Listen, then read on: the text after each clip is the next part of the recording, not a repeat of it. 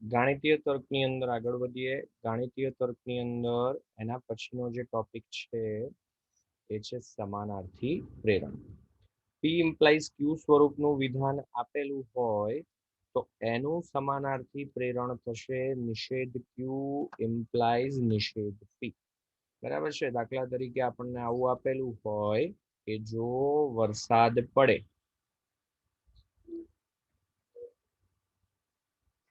તો કીચડ થાય. બરાબર છે. આ છે આપણા માટે પી, આ છે વિધાન ક્યુ. તો સમાનાર્થી પ્રેરણ લખવું હોય તો પહેલા નિષેધ ક્યુ ઇમ્પ્લાઇઝ નિષેધ પી.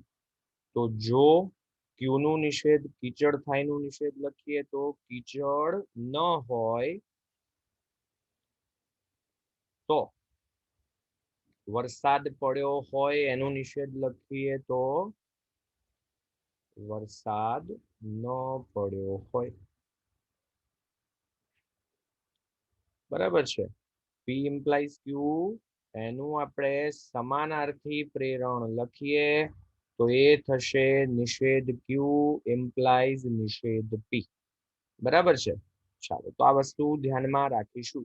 અગત્યની વસ્તુ કે અહીંયા નામમાં જ આવી જાય છે સમાનાર્થી પ્રેરણ. એનો અર્થ શું થયો કે બંનેનો અર્થ સમાન જ થશે. એટલે કે પી ઇમ્પ્લાઇઝ ક્યુ અને નિષેધ ક્યુ ઇમ્પ્લાઇઝ નિષેધ પી હંમેશા સરખા જ હોય. બરાબર છે. આને કહેવાશે સમાનાર્થી પ્રેરણ. બરાબર છે. બીજી વસ્તુ જે છે એ છે પ્રતીપ. પ્રતીપ જે છે એમાં આપણે બીજું કંઈ કરવાનું નથી. પી ઇમ્પ્લાઇઝ ક્યુ નું પ્રતીપ લખીએ તો ક્યુ ઇમ્પ્લાઇઝ પી થાય.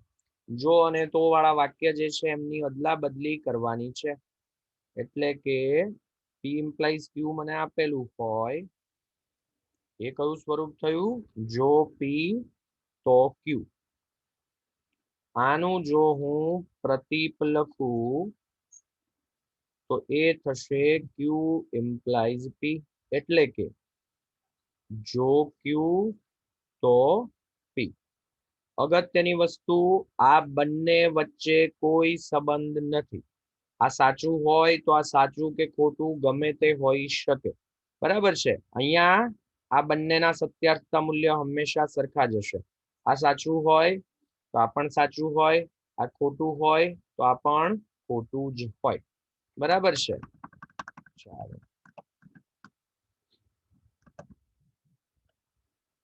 હવે આપણે બે વસ્તુ કરવાની છે. સમાનાર્થી પ્રેરણ લખવાનું છે અને પ્રતીપ પણ લખવાનું છે. ચાલો આમાં થોડા દાખલાઓ સ્વાધ્યાય 14.4 જે છે એના પણ આવી જાય છે. બરાબર છે. લખવાનું રહી ગયું છે. એક્સ્ટ્રા બીજા પણ ઘણા બધા દાખલાઓ આપણે લીધેલા છે. બરાબર છે. ચાલો સમાનાર્થી પ્રેરણ લખીએ છીએ. સમાનાર્થી પ્રેરણ આપણે જાણીએ છીએ કેવી રીતે લખાશે. નિષેધ ક્યુ ઇમ્પ્લાઇઝ નિષેધ પી. તો જો એક્સ અવિભાજ્ય સંખ્યા છે આપણા માટે છે પી, એક્સ અયુગ્મ હોય એ છે ક્યુ. ક્યુ નું નિષેધ લખીએ એટલે કે જો એક્સ અયુગ્મ હોય એનું નિષેધ લખીએ તો અયુગ્મ ન હોય તો પી નું નિષેધ લખીએ. એક્સ અવિભાજ્ય સંખ્યા છે એનું લખીએ તો એક્સ અવિભાજ્ય સંખ્યા ન હોય.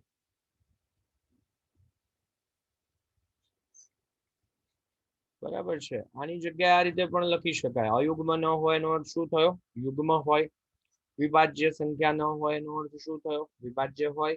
તો એ રીતે પણ આપણે નિષેધ લખી શકીએ. વાત કરીએ છીએ હવે પ્રતીપની. પ્રતીપમાં શું થાય છે? અહીંયા નિષેધ ક્યુ ઇમ્પ્લાઇઝ નિષેધ પી. અહીંયા ક્યુ ઇમ્પ્લાઇઝ પી. ચલો તો પ્રતીપ લખીએ તો ક્યુ વાળું વિધાન પહેલા. એટલે કે જો એક્સ અયુગ્મ હોય તો વિધાન પી એટલે કે એક્સ અવિભાજ્ય સંખ્યા હોય.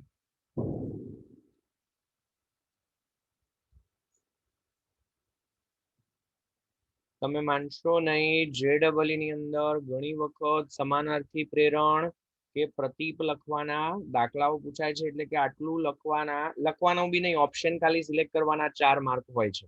બરાબર છે.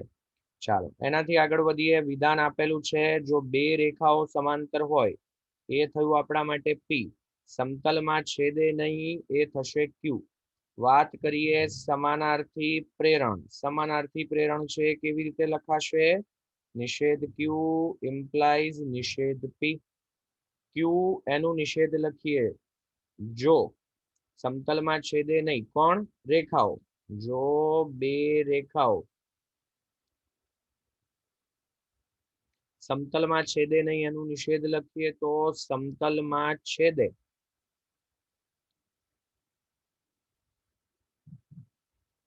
તો પી નું નિષેધ. બે રેખાઓ સમાંતર હોય તો સમાંતર ન હોય તો તે બે રેખાઓ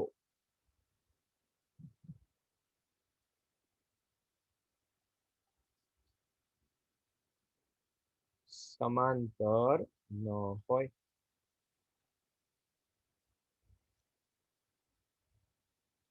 ચાલો વાત કરીએ પ્રતીપની. પ્રતીપ લખીએ તો ક્યુ ઇમ્પ્લાઇઝ પી એટલે કે જો બે રેખાઓ સમતલમાં ન છેદે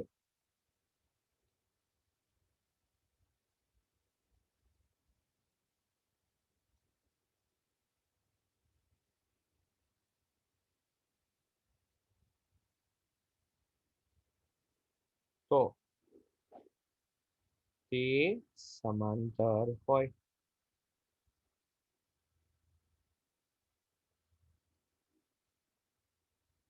એક બીજો મુદ્દો આપણે અગાઉ જે ચર્ચા કરવાની બાકી રહી ગયેલી હતી, પી ઇમ્પ્લાઇઝ ક્યુ છે એનું નિષેધ લખીએ તો આપણે આમ તો ચર્ચા કરેલી હતી. શું થશે? પી અને નિષેધ ક્યુ જો તો નીકળી જશે. તો ધારો કે આના માટે અથવા આના માટે જો નિષેધ લખવું હોય, બરાબર છે, તો આનું નિષેધ જો લખીએ તો શું થશે? જરા ધ્યાન આપજો. વિશેષ પી અને નિષેધ ક્યુ એક્સ અવિભાજ્ય સંખ્યા હોય અથવા તો એક્સ અવિભાજ્ય સંખ્યા છે અને ક્યુ નું નિષેધ એક્સ અયુગ્મ હોય એનું નિષેધ લખીએ તો એક્સ અયુગ્મ ન હોય. ત્રણ વસ્તુઓ સાથે કરીએ છીએ એટલે જરા ધ્યાન આપજો. આના માટે જો નિષેધ લખવું હોય તો બે રેખાઓ સમાંતર છે અને તે સમતલમાં છેદે. બરાબર છે. ચાલો આના માટે લખીએ સૌથી પહેલા સમાનાર્થી પ્રેરણ. સમાનાર્થી પ્રેરણ એટલે નિષેધ ક્યુ ઇમ્પ્લાઇઝ નિષેધ પી. તેનું તાપમાન નીચું છે, બરાબર છે, તો એનું નિષેધ લખીએ તો કંઈક એટલે પદાર્થ હોવો જોઈએ. જો પદાર્થ કે વસ્તુ નું તાપમાન નીચું છે એનું નિષેધ લખીએ તો નીચું ન હોય તો કંઈક ઠંડુ છે તો તે સૂચવે છે કે કંઈક ઠંડુ નથી.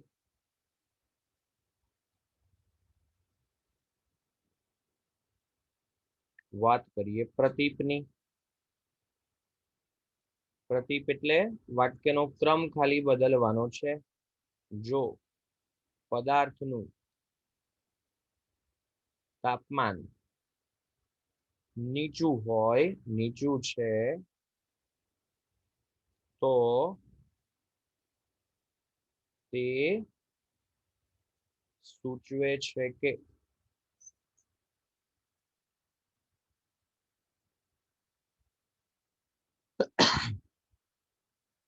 પદાર્થ ઠંડો છે.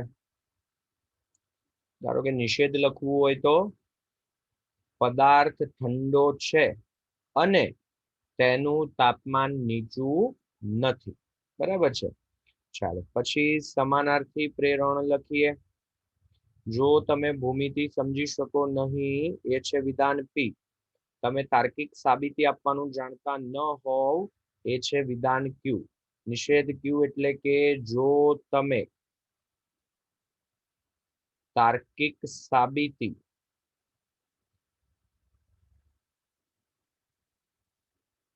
આપવાનું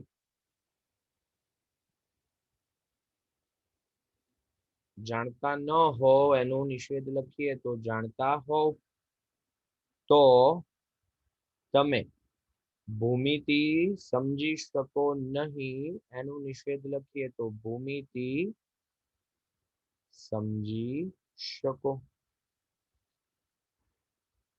ચાલો વાત કરીએ પ્રતીતની. इसकी टोपी उसके सर. ખાલી ક્રમની અદલા બદલી કરવાની છે. જો એટલે આનું આજ બેઠું વાક્ય આવશે, ખાલી નથી આવવાનું છે વધારાનું.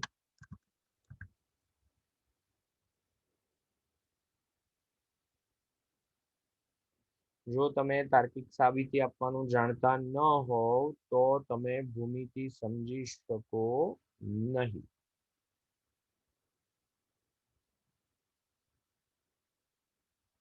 જો તમે તાર્કિક સાબિતી આપવાનું જાણતા ન હોવ તો તમે ભૂમિતિ સમજી શકો નહીં. પૂછ્યું નથી પણ ફોર એક્ઝામ્પલ અહીંયા નિષેધ પૂછેલું હોય તો આનું નિષેધ કેવી રીતે થશે? પી અને નિષેધ ક્યુ. પહેલું વિધાન, તમે ભૂમિતિ સમજી શકો નહીં. As it is. તમે ભૂમિતિ સમજી શકો નહીં અને તમે તાર્કિક સાબિતી આપવાનું જાણતા હોવ.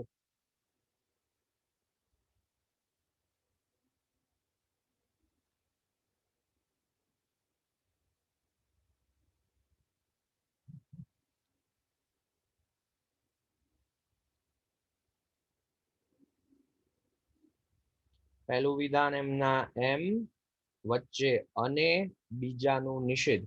ત્રણેય વસ્તુઓ સરખા સરખા જેવી જ છે પણ જુદી જુદી. ધ્યાન આપજો. ચાલો પછી લખીએ આપણે સમાનાર્થી પ્રેરણ. એક્સ એ યુગ્મ સંખ્યા છે, આ છે પી. તે સૂચવે છે કે એ 4 થી વિભાજ્ય છે, એ છે ક્યુ. સમાનાર્થી પ્રેરણ લખીએ તો જો ક્યુ નું નિષેધ એટલે કે સંખ્યા નહીં પણ એક્સ. એક્સ વાપર્યું છે એમણે એટલા માટે. જો એક્સ એ 4 થી વિભાજ્ય છે એનું નિષેધ લખીએ તો 4 થી વિભાજ્ય ન હોય, 4 થી વિભાજ્ય નથી તો એક્સ એ યુગ્મ સંખ્યા છે એનું નિષેધ લખીએ તો યુગ્મ સંખ્યા નથી. ચાલો વાત કરીએ પ્રતીપ વિશે. આગળ પાછળ જો એક્સ એ 4 થી વિભાજ્ય હોય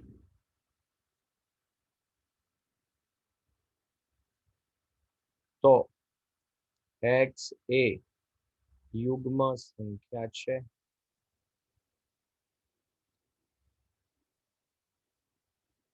ચાલો વાત કરીએ નિષેધની.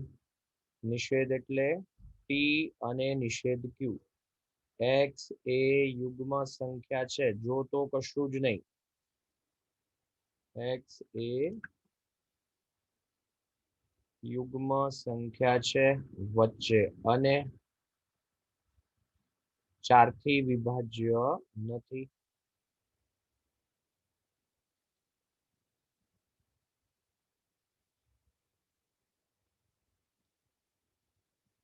આજે લખ્યું આ છે નિષેધ ક્યુ ઇમ્પ્લાઇઝ નિષેધ પી સમાનાર્થી પ્રેરણ પ્રતીપ એટલે કે ક્યુ ઇમ્પ્લાઇઝ પી અને અહીંયા પી અને નિષેધ ક્યુ. ચાલો સૌથી પહેલા લખીએ સમાનાર્થી પ્રેરણ. આ છે પી, આ છે ક્યુ. તે નાપાસ થશે. તે એટલે કોણ? સંજય. જો સંજય નાપાસ થાય એનું નિષેધ લખીએ તો સંજય પાસ થાય. તો પરીક્ષા ન આપેલી હોય એનું નિષેધ લખીએ તો તેણે પરીક્ષા આપી હોય, પરીક્ષા આપેલી હોય.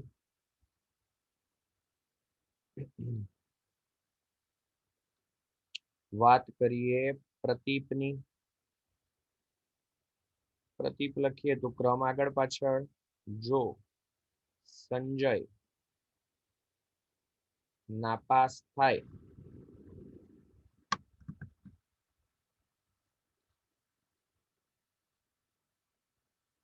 તો સંજય પરીક્ષા આપી ન હોય અથવા તો તેણે પરીક્ષા આપી ન હોય.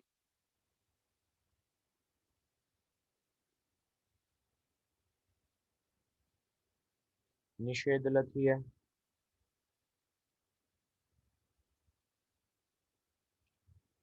તો સંજયે પરીક્ષા આપી નથી એ વિધાન પી એઝ ઇટ ઇઝ. સંજયે પરીક્ષા આપી નથી, આપી ન હોય વચ્ચે અને બીજાનું નિષેધ તે પાસ થશે.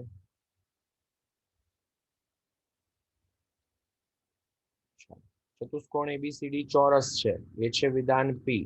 તેના વિકર્ણો એકરૂપ હોય એ છે ક્યુ. સમાનાર્થી પ્રેરણ લખીએ જો તો નિષેધ ક્યુ ઇમ્પ્લાઇઝ નિષેધ પી એટલે કે જો ચતુષ્કોણ એબીસીડી ના વિકર્ણો એકરૂપ છે એનું નિષેધ લખીએ તો વિકર્ણો એકરૂપ ન હોય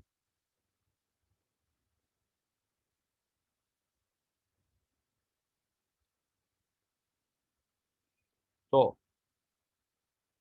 તે ચોરસ હોય એનું નિષેધ લખીએ તો ચોરસ ન હોય. વાત કરીએ પ્રતીપની. તો પ્રતીપની અંદર ક્રમ આગળ પાછળ થઈ જશે. જો ચતુષ્કોણ એબીસીડી ના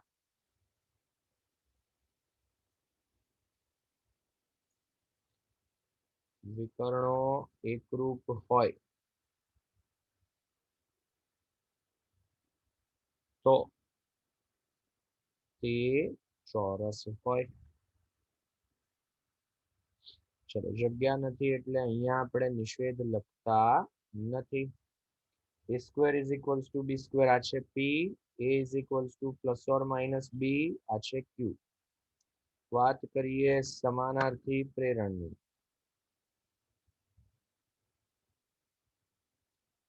નિષેધ q implies નિષેધ q નિષેધ q implies નિષેધ p.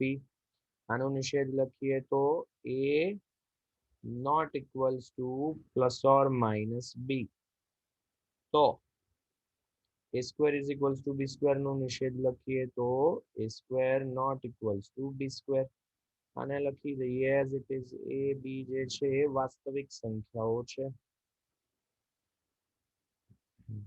વાત કરીએ પ્રતીપની. પ્રતીપમાં ક્રમ આગળ પાછળ. જો a છે એની કિંમત પ્લસ ઓર માઇનસ b જેટલી હોય તો a સ્ક્વેર અને b સ્ક્વેર જે છે તે સરખા. નિષેધ લખીએ તો જો તો કંઈ આવે નહીં.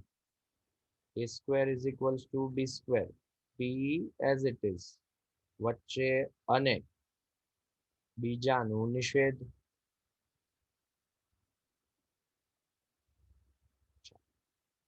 એનાથી આગળ વધીએ.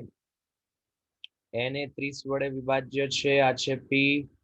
2 વડે વિભાજ્ય હોય એ છે વિધાન ક્યુ. સૌથી પહેલા લખીએ સમાનાર્થી પ્રેરણ. સમાનાર્થી પ્રેરણ લખીએ તો નિષેધ ક્યુ ઇમ્પ્લાઇઝ નિષેધ પી. એટલે કે જો 2 વડે વિભાજ્ય ન હોય,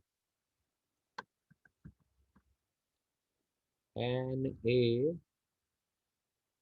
2 વડે વિભાજ્ય ન હોય તો પી નું નિષેધ લખીએ તો n એ 30 વડે વિભાજ્ય ન હોય.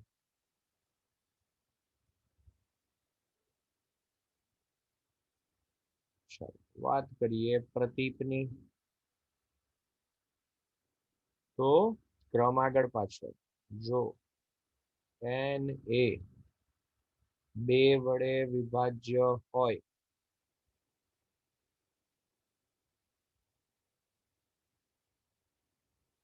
તો તે 30 વડે વિભાજ્ય હોય.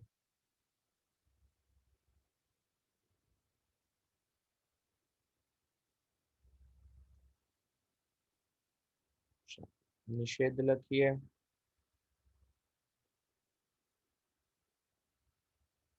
તો n એ 30 વડે વિભાજ્ય છે, વિધાન પી એઝ ઇટ ઇઝ, અને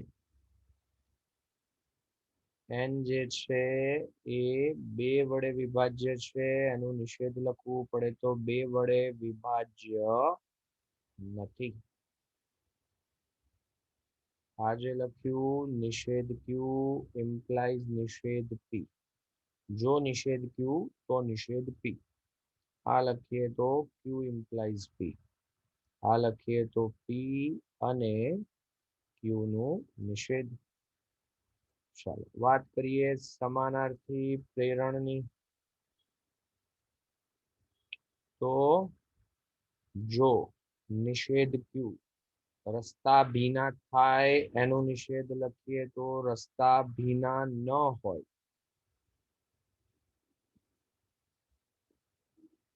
તો વરસાદ પડ્યો ન હોય.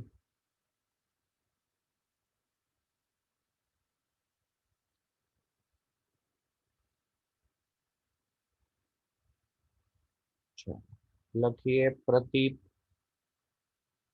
ક્રમ આગળ પાછળ. જો રસ્તા ભીના હોય તો વરસાદ પડ્યો હોય.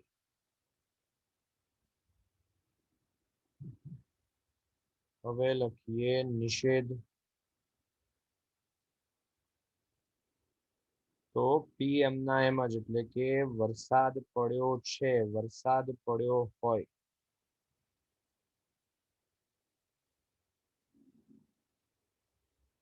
વચ્ચે અને બીજાનું નિષેધ.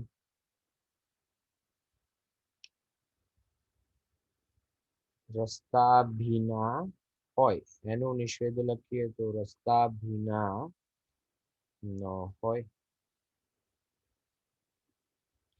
આ એમસીક્યુ માટે ખૂબ અગત્યની વસ્તુઓ છે. સમાનાર્થી પ્રેરણ, પ્રતીપ અને નિષેધ ત્રણે ત્રણ. ચાલો સમાનાર્થી પ્રેરણ લખીએ. એક જ મિનિટ. આનું આજ વાક્ય આવ્યું છે, રાઈટ? તો પછી ફરીથી લખવાનો કોઈ અર્થ નથી.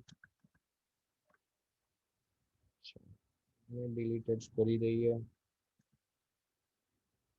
એને 8 વડે વિભાજ્ય છે તો એને 16 વડે વિભાજ્ય હોય. આ છે પી, આ છે ક્યુ. ચાલો સૌથી પહેલા વાત કરીએ સમાનાર્થી પ્રેરણની.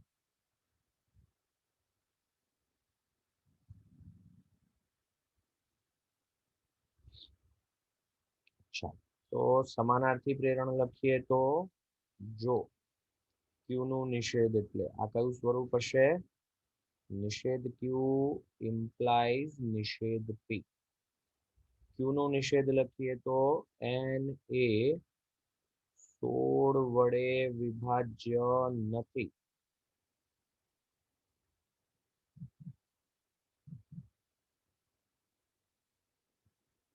તો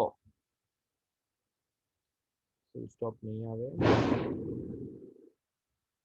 પી નો નિષેધ લખીએ તો એન એ 8 વડે વિભાજ્ય નથી પછી લખીએ પ્રતીપ પ્રતીપ જે છે હશે ક્યુ ઇમ્પ્લાઇઝ પી સ્વરૂપ તો ક્રમ આગળ પાછળ લખી દઈએ તો જો એન એ 16 વડે વિભાજ્ય છે 16 વડે વિભાજ્ય હોય તો એન એ 8 વડે વિભાજ્ય હોય ચાલો હવે લખીએ નિષેધ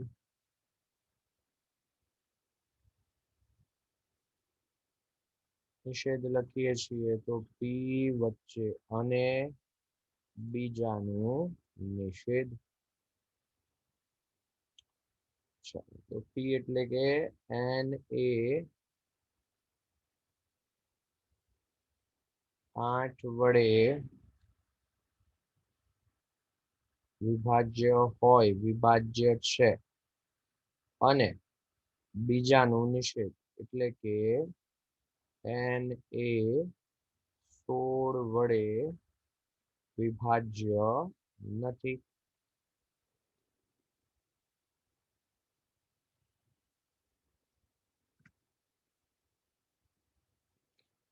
સંજય પરીક્ષા ન આપેલી હોય તો તે નાપાસ થાય આ પણ રિપીટ થયું બરાબર છે હા એનું એ જ વાક્ય આવ્યું ચાલો તો પછી આને પણ જવા દઈએ ચાલો લખીએ સૌથી પહેલા સમાનાર્થી પ્રેરણ નિષેધ ક્યુ ઇમ્પ્લાઇઝ નિષેધ પી પી જે છે એ શું છે એન એ કોઈ પૂર્ણાંક જે છે એનો વર્ગ છે ક્યુ જે છે એ આપણને કીધેલું છે કે વર્ગમૂળ જે છે એ પૂર્ણાંક થાય તો નિષેધ લખીએ તો જો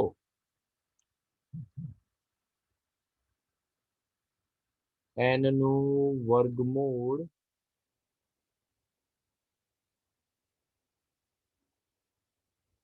તેનું એટલે એન નું પૂર્ણાંક થાય એનો નિષેધ લખીએ તો પૂર્ણાંક ન થાય પૂર્ણાંક ન હોય તો પહેલાનું નિષેધ એન એ કોઈ પૂર્ણાંક નો વર્ગ ન હોય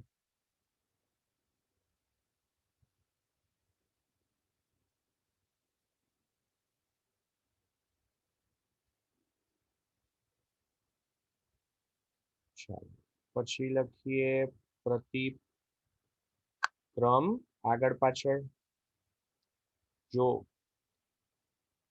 એન નું વર્ગમૂળ પૂર્ણાંક હોય તો એન એ કોઈ પૂર્ણાંક નો વર્ગ હોય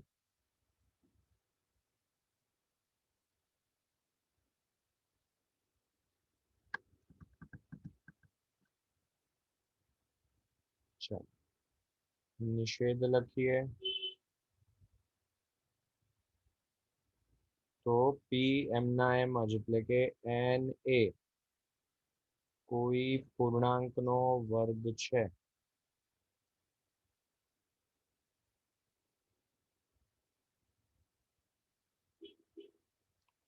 અને તેનું વર્ગમૂળ પૂર્ણાંક થાય એનો નિષેધ લખીએ તો પૂર્ણાંક ન થાય. અહીંયાથી પછીનું વાક્ય જોઈએ તો એમાં આપણને આપેલું છે એને કોઈ પૂર્ણાંકનો ઘન છે એ છે વિધાન પી. 3 વાસ્તવિક ઘનમૂળ મળે એ છે વિધાન ક્યુ. સૌથી પહેલા લખીએ સમાનાર્થી પ્રેરણ. જો તેના એટલે કોના? n ના.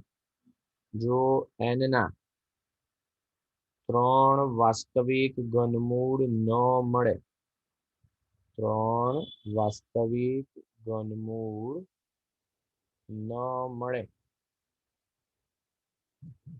તો n એ અથવા તો સિમ્પલી તે પૂર્ણાંકનો ઘન હોય એનું નિષેધ લખીએ તો પૂર્ણાંકનો ઘન ન હોય. ચાલો પછી લખીએ છીએ આપણે પ્રતિક્રમ આગળ પાછળ. જો n ના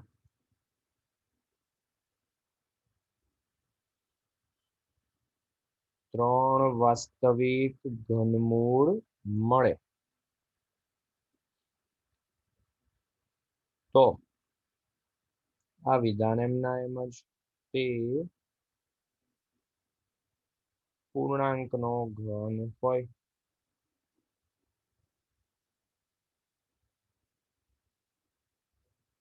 નિષેધ લખીએ તો પી અને નિષેધ ક્યુ. પી એઝ ઇટ ઇઝ એટલે કે n એ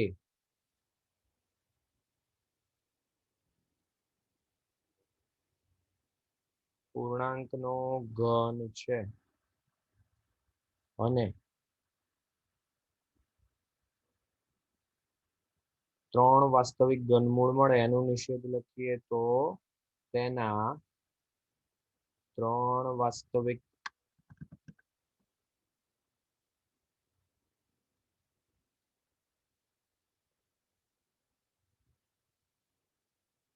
ઘનમૂળ ન મળે. એનાથી આગળ વધીએ. જો a cube is equals to b cube તો a બરાબર b. આ પણ આઈ થિંક રિપીટ થયું કે a square is equals to b square હતું. ચલો એમાં a square is equals to b square હતું. કઈ નહીં, ચાલો. તો સમાનાર્થી પ્રેરણ જો લખીએ તો જો a not equals to b તો a cube not equals to b cube. A B વાસ્તવિક સંખ્યાઓ છે. વાત કરીએ પ્રતીપની. પ્રતીપ લખીએ તો જો a બરાબર b તો a ક્યુબ બરાબર b ક્યુબ. જ્યાં a b જે છે વાસ્તવિક સંખ્યાઓ છે. વાત કરીએ નિષેધની તો a ક્યુબ બરાબર b ક્યુબ એટલે કે p એમના એમ જ વચ્ચે અને બીજાનું નિષેધ. a અને b સરખા નથી. એ બી વાસ્તવિક સંખ્યાઓ હોય ત્યારની વાત ચાલે છે. આપણે ઘણા બધા વાક્યો જોયા, બરાબર છે. પ્રતીપ, સમાનાર્થી પ્રેરણ, નિષેધ. આ હોમવર્કમાં ટ્રાય કરજો, બરાબર છે. 3 વસ્તુઓ લખવાની છે.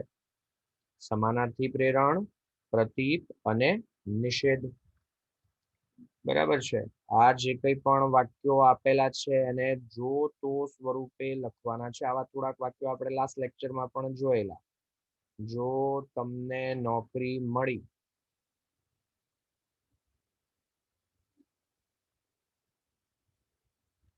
તો એ સૂચવે છે કે તમારા પ્રમાણપત્રો સારા છે. 1 મહિના માટે હૂંફ વાળા રહે તો કેળાના ઝાડ ખીલે છે. જો 1 મહિના માટે હૂંફ મળે તો કેળાના ઝાડ ખીલે છે.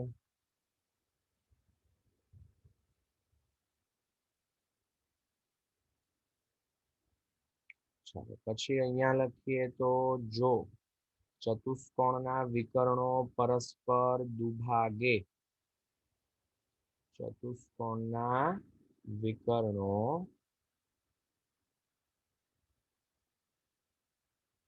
પરસ્પર દુભાગે તો તે સમાંતર બાજુ ચતુષ્કોણ છે. ખાલી જો તો સેટ કરીએ છીએ, બીજું કંઈ કરતા નથી. વર્ગમાં A+ ગ્રેડ મેળવવા માટે પુસ્તકના બધા જ સ્વાધ્યાય કરવા જરૂરી છે. જો વર્ગમાં A+ ગ્રેડ મેળવવો હોય તો પુસ્તકના બધા જ સ્વાધ્યાય કરવા જરૂરી છે.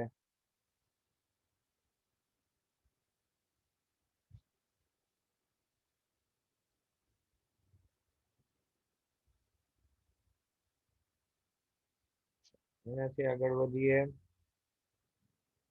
આમાં જો અને તો વડે વિધાન જોડવાના છે. બરાબર છે. આ હોમવર્કમાં આપું છું. લાસ્ટ લેક્ચરમાં પણ આપણે ઘણા બધા આવા વિધાનો જોયેલા છે. ચાલો હવે અહીંયા નક્કી કરવાનું છે કે કયું વિધાન છે સમાનાર્થી પ્રેરણ છે અને કયું વિધાન છે પ્રતીપ છે. જો તમે દિલ્હીમાં રહેતા હોવ તો તમારી પાસે શિયાળુ કપડાં છે. બરાબર છે. P implies Q સ્વરૂપ આપેલું છે. સમાનાર્થી પ્રેરણ એટલે નિષેધ Q implies નિષેધ P અને પ્રતીપ એટલે Q implies P. તો તમારી પાસે શિયાળુ કપડાં ન હોય તો તમે દિલ્હીમાં રહેતા નથી. આ છે સમાનાર્થી પ્રેરણ.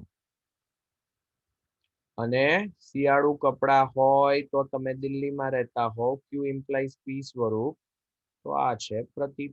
ખાલી કોણ સમાનાર્થી પ્રેરણ છે અને કોણ પ્રતીપ છે એટલું જ કહેવાનું છે. ચાલો આ છે P, આ છે Q. સમાનાર્થી પ્રેરણ લખીએ તો વિકર્ણો પરસ્પર ન દુભાગે તો ચતુષ્કોણ સમાંતર બાજુ ન હોય. આ છે સમાનાર્થી પ્રેરણ. વાક્યનો ક્રમ આગળ પાછળ કરી દઈએ. વિકર્ણો દુભાગે તો સમાંતર બાજુ ચતુષ્કોણ હોય. આ થઈ જશે પ્રતીપ. આજનું લેક્ચર જે છે આપણે અહીંયા સુધી રાખીએ છીએ.